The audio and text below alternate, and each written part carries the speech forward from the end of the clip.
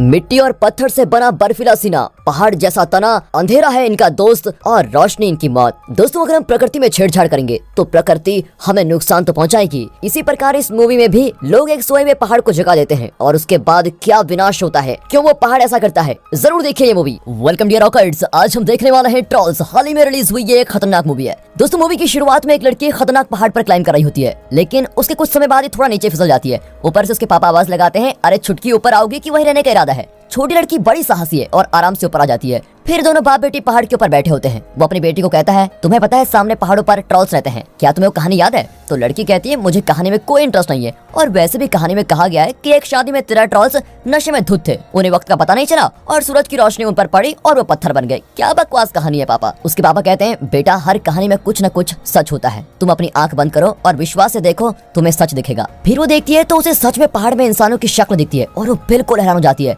अब उसके पापा एक राइम बोलते हैं, मिट्टी और पत्थर से बना बर्फीला सीना, पहाड़ जैसा तना, अंधेरा है इनका दोस्त और रोशनी इनकी मौत। अब 20 साल बाद Atlantic coast north western Norway में दिखाते हैं। वो छोटी सी लड़की बड़ी हो चुकी है और उसका नाम नोरा है। वो और उसकी टीम खुदाई करके किसी चीज की रिसर्च कर रहे होते हैं, लेकिन नोरा का टीम लीडर उससे कहता है, हमें 6 महीने हो गए और हम लगातार कोशिश कर रहे हैं, लेकिन कुछ भी हाथ नहीं लगा, अब हमें चलना चाहिए। लेकिन नोरा कहती है, मैं जब तक उस चीज को नहीं ढूंढ लेती तब तक मैं यहाँ से नहीं जाने वाली। और तभी खोदते खोदते उसका फावड़ा किसी चीज पर टच होता है। नोरा को लगता है कि उन्हें कुछ मिला है और लीडर भी बाकी टीम मेंबर्स को वहाँ पर बुलाता है। अब अगले सीन में दिखाते हैं कि एक जगह सुरंग बनने का काम चल रहा है और काफी तोड़फोड़ हो रही होती है, लेकिन इसके विरोध में कुछ लोग वहाँ पर प्रोटेस्ट कर रहे होते हैं और कहते हैं, पहाड़ों को मत तोड़ो, उन्हें जीने दो, उनके घर को मत उजाड़ो, उनको जीने दो। टनल के अंदर काफी सारे एक्सप्लोसिव लगाए जाते हैं। तभी उन वर्कर्स का लीडर आता है और प्रोटेस्टर्स की तरफ रिमोट दिखाता है। जितने भी एक्सप्लोसिव टनल के अंदर लगाए गए थे उन्हें वहाँ पर ब्लास्ट कर देता है। अब रात के समय दिखाते हैं तो वो लीडर्स और उसकी कुछ टीम मेंबर्स वहाँ अंदर जाते हैं, लेकिन तभी वहाँ से एक अजीब आवाज आती है और पहाड़ बिल्कुल टूटने लगता है। सभी बुरी मौत मारे जाते हैं। अब किसी के घर में छेड़ेंगे तो यही तो होगा।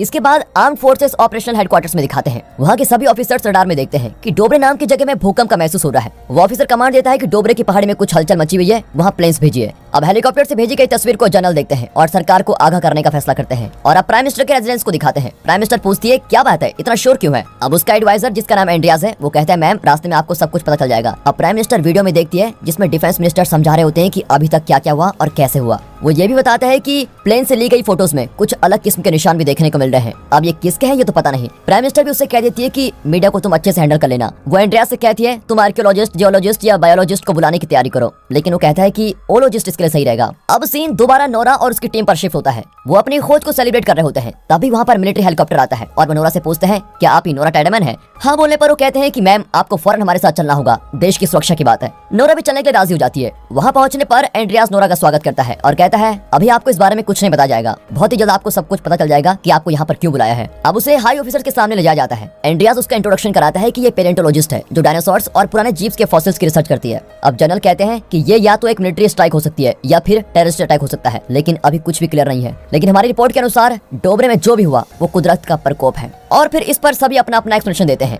अब नोरा फोटो को देखकर कहती है कि क्या आप लोग बोलना बंद करोगे? आप लोगों को ये फुटप्रिंट नहीं लगते क्या? तभी एक ऑफिसर पूछता है, तो किस जानवर या स्पीसीज के हैं ये फुटप्रिंट्स? और तभी वहाँ पर सैगिड आती है जो कि एक आईटी स्पेशलिस्ट है। वो बताती है कि प्रोटेस्ट करने वालों में से किसी के फोन में मुझको एक वीडियो मिली है। अब सभी उस वीडियो को देखते हैं जिसमें वो पहाड़ों को न तोड़ने की बात कर रहे होते हैं। वीडियो में वो आवाज भी सुनाई देती है जो उस समय टनल के अंदर से आई थी। अब सभी वीडियो को देखकर बिल्कुल हैरान हो जाते हैं। नोरा सैगिड को दोबारा वीडियो को स्लो चलाने के लिए कहती है। वो एनालाइज करती है कि ये तो किसी जानवर की आवाज है। तभी उसको एक शॉकिंग करने वाला विजुअल भी दिखाया जाता है जिसमें पहाड़ एक इंसान जैसा लग रहा है। और अब अगले सीन में एक सुंदर से घर को दिखाते हैं जिसके बाहर एक डॉगी जिसका नाम सोलो है, वो किसी आवाज को सुनकर खतरनाक तरीके से भौंक रहा होता है। उस घर में रहने वाले दोनों कपल बात करते हैं कि आज सोलो इतना क्यों भौंक रहा है। तभी इन्हें भी किसी के घुराने की आवाज और बड़े बड़े कदमों की चलने की आवाज आती है। लगता है कोई उनकी तरफ बहुत तेजी से आ रहा है। दोनों कपल बचने के लिए बेसमेंट में चले जाते हैं। अब कुछ समय बाद जब वो चीज चली जाती है तो ये बाहर आते हैं और बिल्कुल हैरान हो जाते हैं क्योंकि इनका घर बिल्कुल तबाह हो चुका होता है। हाँ, लेकिन दोस्तों टेंशन मत लीजिए, हमारा सोलो अभी भी जिंदा है, उसके भौंकने की आवाज आ रही थी। अब दोबारा नोरा और हाई ऑफिशियल्स की मीटिंग में दिखाते हैं। अब उनको लगने लगता है कि ये चीज किंग कॉन्ग के टाइप की कुछ है, पर वो अभी क्लियर नहीं है कि यह है क्या। अब एंड्रियास नोरा को कहता है, तुम्हें साइंटिफिक एडवाइजर बना दिया गया है, इसलिए तुम्हें मेरे साथ चलना होगा। अब हेलीकॉप्टर में दोनों जा रहे होते हैं। एंड्रियास उससे पूछता है, तुम्हें फोसिल्स खोदने में इतना इंटरेस्ट क्यों है? फिर वो बताती है कि बचपन में मैंने ऐसे बहुत सी कहानियां सुनी है। मेरे पापा एक प्रोफेसर थे और वो लोक साहित्य पढ़ाते थे, लेकिन मेरे पापा की सोच सबसे अलग है, इसीलिए वो दुनिया से अलग रहते हैं। उन्हें कहानी पर कुछ ज्यादा ही भरोसा है। वो बात ही कर रहे होते हैं तभी नोरा उसी घर को देखती है जहाँ पर अभी कुछ देर पहले तबाही हुई थी। वहाँ पर कैप्टन होम उन दोनों का स्वागत करता है। कैप्टन बताता है कि कुछ बहुत ही तेजी से यहाँ आया और नदी पार करके घाटों में चला गया है और हमने 3 किलोमीटर तक उसके पैरों के निशान भी देखे, लेकिन उसके बाद निशान गायब हो गए हैं। अब दोनों कपल से पूछा जाता है कि यहाँ पर हुआ क्या था। दोनों पहले तो मना करते हैं, लेकिन बूढ़ी औरत कहती है हाँ मैंने एक खतरनाक आवाज को सुना था। वो एक घुराने की आवाज थी और उस आवाज को सुनकर ऐसा लग रहा था जैसे कि कोई बड़े दुख में है। अब बाहर चेक करने पर नोरा एक अजीब सी स्मेल फील करती है, लेकिन एंड्रियास और बाकी को वो स्मेल नहीं आती। पैर के निशान को चेक करने पर भी कुछ फायदा नहीं होता, तो वो और निशानों को देखने चले जाते हैं। फिर वो उस आखिरी निशान को भी देख लेते हैं, लेकिन कंफ्यूज भी होते हैं कि इतनी बड़ी चीज अचानक गायब कहाँ हो गई। नोरा अपनी अंडरस्टैंडिंग के हिसाब से नोट्स भी बनाती है। अब नोरा कहती है हमें किसी से मिलने जाना होगा, लगता है वो उसके पापा हैं। तभी वो उस घर में पहुंचते हैं। वहाँ से नोरा के पापा गन लेकर बाहर आते हैं और कहते हैं मैं वापस नहीं आऊंगा, चले जाओ यहाँ से। नोरा कहती है पापा ये मैं हूँ, गन नीचे करिए। इसी बीच कैप्टन होम वहाँ पर आता है और वो भी नोरा के पापा पर बंदूक तानता है। फिर जब कैप्टन को पता चलता है कि ये तो नोरा के पापा हैं, तो मामला ठंडा हो जाता है। घर के अंदर कुछ तस्वीरें लगी होती हैं। उनमें से एक तस्वीर के बारे में नोरा के पापा बताते हैं कि 1943 में नाजीज ने रूसी कैदियों का इस्तेमाल नॉर्डलैंड रेलवे बनाने के लिए किया था, लेकिन उन्हें पहाड़ के अंदर से कुछ खतरनाक मिला, इसलिए उन्होंने काम रोक दिया। तभी नोरा कहती है कि अभी भी हमें कुछ मिला है पापा, और इस बार भी पहाड़ों से कुछ निकला है। फिर वो वीडियो को अपने पापा को दिखाती है। अब नोरा के पापा दोबारा वही कहानी बताते हैं जो उन्होंने बचपन में नोरा को बताई थी, यानी कि ट्रॉल्स की कहानी। वो कहता है कि पहले ट्रॉल्स नॉर्वे में हर जगह खुलेआम घुमा करते थे, लेकिन नॉर्वे के क्रिश्चियनाइजेशन होने के बाद वहाँ से वो विलुप्त हो गए थे। अब नोरा उनको बीच में टोकती है कि अगर ऐसा होता तो आज तक उनका डीएनए या उनके कुछ पार्ट्स के बारे में हमें पता लग जाता। उसके पापा कहते हैं तुम्हें विश्वास करना है तो करो, नहीं तो मैं चला दुनिया को बचाने। फिर सभी हेलीकॉप्टर से वहाँ से निकलते हैं। वो सीधे आखिरी पैर के निशान पर पहुँचते हैं। अब मैप को देखकर नोरा के पापा कहते हैं ये यहीं कहीं होना चाहिए, वो या तो मेल ट्रॉल होगा या फिर एक फीमेल। अब उसकी बातें सुनकर ये उसको बड़े अजीब से देखते हैं। वो आगे कहता है कि यहीं हमें यहीं नीचे लैंड करना होगा। वहाँ पर उसके पापा कुछ अजीब हरकतें करते हैं, शायद वो ऐसे रिसर्च करते हैं। वो नोरा से कहते हैं कि तुम्हें पता है ना कि डायनासोर्स को पहले काल्पनिक जीव माना जाता था, तो ये भी है मिट्टी और पत्थर से बने पहाड़ों के राजा हैं और जमीन से जुड़े हैं। तभी नोरा को वो स्मेल आ जाती है जो वहाँ पर आई थी। वो कुछ देर इधर उधर देखते हैं और तभी नोरा को एक बड़ी सी आंख दिखाई देती है और तब वो ट्रॉल खड़ा होने लगता है और उनको चेस करने लगता है। सभी हेलीकॉप्टर में वहाँ से निकलते हैं और हेडक्वार्टर्स में बैठे ऑफिसर्स वहाँ की लाइव वीडियो देखते हैं। वो भी उस नजारे को देखकर बिल्कुल हैरान हो जाते हैं। अब कुछ देर बाद ही वहाँ से निकलकर ये हेलीकॉप्टर्स हेडक्वार्टर पहुँच जाते हैं। नोरा अपने पापा को कहती है वो आपसे कुछ भी पूछें, लेकिन आप उनके सामने ट्रॉल वर्ड यूज मत करना। लेकिन उसके पापा तो उसके पापा हैं। वो हाई ऑफिसर्स को कहते हैं कि अगर तुम्हारे दिमाग में थोड़ी सी भी अकल होती तो डोबरे के पहाड़ों में सुरंग बनाने का काम कभी शुरू नहीं करते। तुमने मजाक बना रखा है कुदरत का, हमेशा अपने फायदे के बारे में सोचते रहते हैं। क्या तुम्हें पता है कुदरत को इन चीजों से कितनी तकलीफ पहुंचती है? ये कोई छोटा मोटा राक्षस नहीं है, ये पहाड़ जितना बड़ा ट्रॉल है। लेकिन ऑफिसर्स के ऑर्डर पर उसके पापा को बाहर भेज दिया जाता है। अब पीएम भी कह देती है तुम रहने दो, इस काम को मिलिट्री अंजाम देगी। अब नोरा अपने पापा पर गुस्सा कर रही होती है कि पापा आपकी कहानी का मिस्टीरियस राक्षस ये नहीं है जो क्रिश्चियन को स्मेल कर लेता है और सूरज की रोशनी पड़ने पर पत्थर बन जाता है, ये वो नहीं है। उसके पापा कहते हैं तुम्हें जो समझना है समझे, इंसान ने तो सिर्फ एक ही रूल बना रखा है, जिससे डर लगे उसे खत्म कर दो, बस यही इंसानों की फितरत है। कुदरत में छेड़ोगे तो वो बदला जरूर लेगी। ये कहानी तो अब शुरू हुई है, चल मेरी छुटकी। अब दोनों बाप बेटी और एंड्रियाज कैप्टन होम को कहते हैं हमें भी अपने साथ ले चलो, लेकिन कैप्टन कहता है सिर्फ एक शर्त पर, तुम सबको मेरे ऑर्डर्स मानने पड़ेंगे हर समय। अब मिलिट्री अपने सभी वेपन को यूज करके वहां पर पहुंच जाते हैं और वहां का लाइव वीडियो हेडक्वार्टर्स में भी भेजा जाता है। सभी सोल्जर्स अपनी अपनी पोजीशन में होते हैं और ट्रॉल का इंतजार करते हैं। फिर नोरा और उसके पापा दोनों बचपन की बातें याद करते हैं और काफी इमोशनल भी होते हैं। इसी बीच एंड्रियास कैप्टन होम के हेलमेट को देखकर कहता है वाह तुम्हारा हेलमेट कितना अच्छा है, PVS 31 है ना, मुझे याद है जब मैं कॉल ऑफ ड्यूटी खेला करता था। फिर वो कैप्टन को कहता है मुझे भी ये पहनने को दो, और पहन के उसको काफी एंजॉय करता है। इसी बीच कैप्टन को बताया जाता है कि वो आ रहा है। अब सभी उसके आते ही लाइव वीडियो देख रहे होते हैं। हेडक्वार्टर से हमला करने के ऑर्डर मिलते हैं और हमला स्टार्ट हो जाता है। सभी उस स्टॉल पर खूब तोपों की बरसात कर देते हैं, लेकिन नोरा के पापा चिल्ला चिल्ला के कहते हैं कि ये क्या बेवकूफी कर रहे हो, लेकिन तोपों का उस पर कोई असर नहीं होता, जरा सा भी नहीं। अब सभी मिलकर उस पर और वेपन यूज करते हैं और वहाँ पे ब्लास्ट करते हैं, लेकिन फिर भी उसको कुछ नहीं होता। और फिर क्या, सभी सोल्जर्स को वहाँ से भागना पड़ता है। नोरा, कैप्टन, एंड्रियाज और उसके पापा एक चट्टान के पीछे छुपे रहते हैं। तभी ट्रोल एक सोल्जर को अपने मुंह में डालकर खा जाता है, लेकिन नोरा के पापा साहस दिखाते हैं और उसके सामने हाथ खड़ा करके जाते हैं। कहते हैं सुनो, शांत हो जाओ, शांति बना के रखो। और वो धीरे धीरे शांत होने लगता है। नोरा को भी अपने पापा पर गर्व महसूस होता है और तभी एक बेवकूफ सोल्जर तोप से उस पर फायर करने लगता है। बस फिर क्या, इसी बीच ट्रोल गुस्सा हो जाता है और उसके पैर से नोरा के पापा दूर जाकर गिरते हैं। उनका बहुत खून बहता है। नोरा उनके पास जाती है और उनको संभालती है। इसी बीच ट्रोल भी उस तोप को कुचलकर वहां से आराम से निकल जाता है। नोरा के पापा मरते वक्त रॉयल पैलेस, राजा, घर, भरोसा इन शब्दों को बोलते हैं और मर जाते हैं। बेचारी नोरा से रहा भी नहीं जाता और रोने लग जाती है। अगले सीन में कैप्टन कहता है कि हम और कोई हादसा नहीं चाहते, अब हवाई हमले करने का ऑर्डर मिला है। अब एंड्रियास नोरा को एक तस्वीर दिखाता है जिसमें ट्रोल सूरज की रोशनी में है, जबकि कहानी में ऐसा कहा गया है कि वो सूरज की रोशनी को झेल नहीं सकते। नोरा भी कहती है हमने उस दिन उसको दिन में देखा था, पर कहानी में ऐसा क्या है जो हमको और जानना है। फिर वो बुक में देखती है कि यहाँ पर भी लिखा है कि वो क्रिश्चियन का खून स्मेल कर सकते हैं। अब जब वो इस बात को हाई ऑफिसर्स के सामने रखते हैं तो वो इस कहानी को नकार देते हैं। अब नोरा बताती है कि ऐसा भी कहा जाता है कि ट्रोल्स चर्च पर पत्थरों से हमला किया करते थे क्योंकि चर्च की घंटियों की आवाज को वो बर्दाश्त नहीं कर पाते थे, लेकिन सभी उसकी बात पर हंसते हैं। कैप्टन भी कहता है कि जनरल, हमने आज से पहले ऐसे मॉन्स्टर को कभी नहीं देखा। मॉडर्न वेपन का भी यूज करके उस पर कोई असर नहीं हो रहा है। मुझे लगता है कि नोरा बिल्कुल सही है। अब कैप्टन की बात सुनकर पीएम भी मान जाती है। अब रडार में देखते हैं कि वो ट्रॉल्स दक्षिण पूर्व की ओर जा रहा है। ट्रॉल्स के वहां आने से भगदड़ मच जाती है। तभी उसे चर्च की तरह घंटी सुनाई देती है और फिर पता चलता है सामने से मिलिट्री के हेलीकॉप्टर्स आते हैं और उन्होंने ही हेलीकॉप्टर में घंटी बांधी होती है। उसको चारों तरफ से घेर लिया जाता है। घंटी की आवाज को सुनकर ट्रॉल पर थोड़ा असर होने लग जाता है और फिर वो गुस्से में आकर हेलीकॉप्टर्स पर हमला करने लगता है। इसी बीच एक लड़की के ऊपर हेलीकॉप्टर गिरने वाला होता है, लेकिन वही ट्रॉल जो अभी तक हमला कर रहा था वो उस हेलीकॉप्टर को पकड़कर उस लड़की को और उस लड़की के पिता को बचा लेता है। नोरा भी इस बात को नोटिस करती है।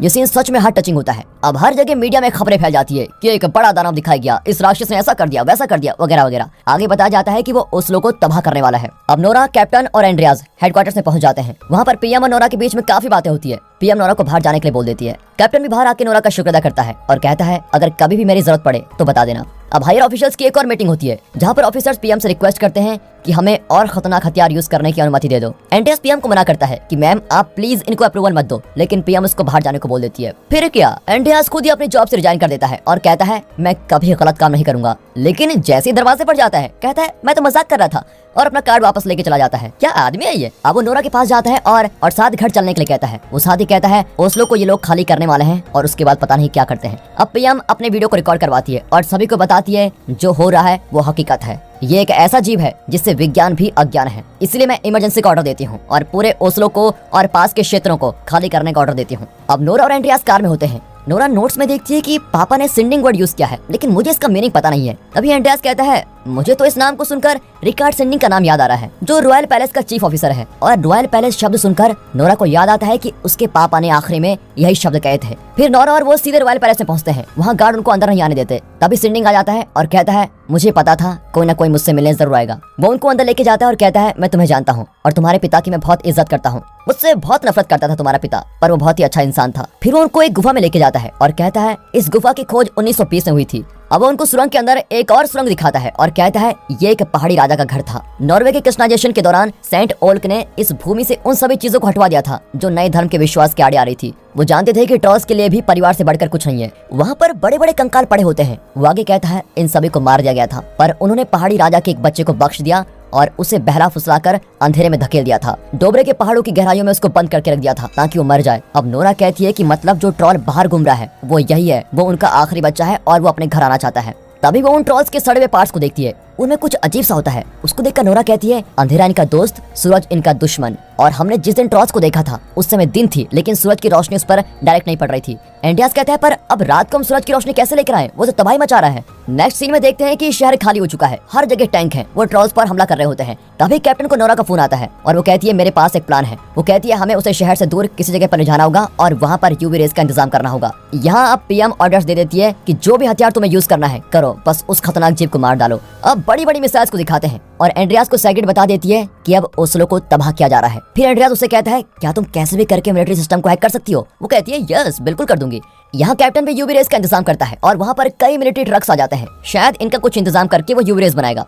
अब सेगेट भी लगी रहती है, कैसे भी करके वो सिस्टम को हैक कर देती है और मिसाइल्स लॉन्च बिल्कुल नहीं होती। हेडक्वार्टर्स में अफरा तफरी मच जाती है कि ये सिस्टम हैक किसने किया।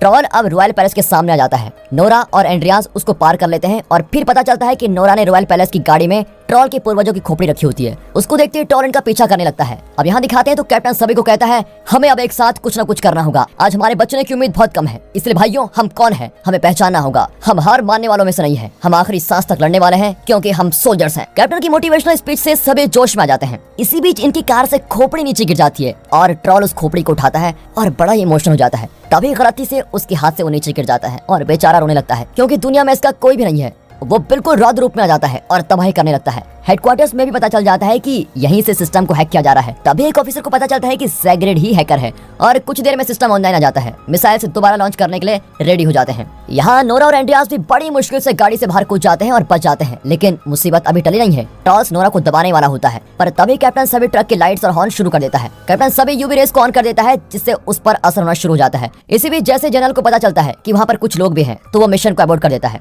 यूवी लाइट से ट्रॉल को काफी परेशानी होती है और वो जोर जोर से चिल्लाने लग जाता है। वो बहुत रो रहा होता है। तभी नोरा को लगता है कि ऐसे में तो ये मर जाएगा, हम ये गलत कर रहे हैं। नोरा तभी सभी लाइट्स को ऑफ कर देती है। वो टॉर्च को कहती है तुम्हें जाना होगा, प्लीज यहाँ से चले जाओ, फिर से पहाड़ों में चले जाओ, प्लीज ये लोग तुम्हें मार डालेंगे, तुम अपनी दुनिया में वापस चले जाओ। और तभी सुबह हो जाती है और उस पर सूरज की रोशनी पड़ती है, बेचारा मर जाता है। उसी जगह पर दोबारा पत्थर बन जाता है। आखिरी सीन में दिखाते हैं कि वहाँ पर सभी बड़े ऑफिसर्स आते हैं। नोरा और कैप्टन का वो अच्छे से स्वागत करते हैं। पीएम भी कहती है नोरा तुमने मुझको गलत साबित कर दिया। एंड्रियास भी पीएम से कहता है कि पीएम जी मैंने नौकरी नहीं छोड़ी थी, मैं तो मजाक कर रहा था, लेकिन अब मैं मजाक नहीं कर रहा हूँ, मैं सच में जॉब छोड़ना चाहता हूँ क्योंकि मुझे राइटर बनना है। और दोस्तों यहाँ पर ये मूवी रुको अभी एक आखिरी सीन में दिखाते हैं। यहाँ पर दिखाते हैं कि जो टनल स्टार्टिंग में दिखाई गई थी उसके अंदर भी एक बड़ा मॉन्स्टर निकल रहा है। और इसी के साथ ये मूवी यहाँ पर खत्म होती है। दोस्तों अगर वीडियो अच्छी लगी हो, मूवी अच्छी लगी हो, एक्सप्लेनेशन अच्छा लगा हो, वीडियो को लाइक कर दें, चैनल को सब्सक्राइब करना बिल्कुल मत भूलेगा। बाकी मिलता है अगले वीडियो में, तब तक के लिए गुड बाय, अपना ख्याल रखिए and finally thanks for watching.